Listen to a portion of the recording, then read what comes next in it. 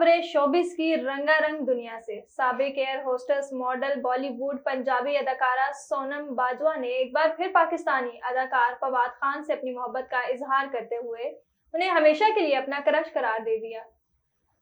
सोनम बाजवा माजी में भी फवाद खान के लिए अपनी मोहब्बत का इजहार करती रही हैं और कहती रही कि उनके दिल में जो पाकिस्तानी अदाकार की जगह है वो कोई और अदाकार कभी नहीं ले सकता।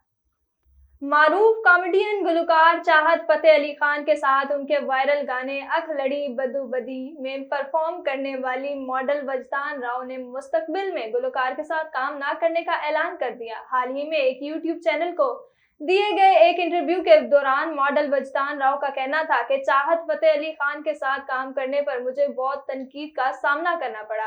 अब मैं चाहत फतेह अली खान के साथ दोबारा काम कभी नहीं करूंगी। अवार्ड याफ्ता फिल्म साज नबील कुरैशी ने अपनी रोमांटिक कॉमेडी फिल्म नाबालिग अफराद को बड़ी ईद पर रिलीज करने का ऐलान कर दिया।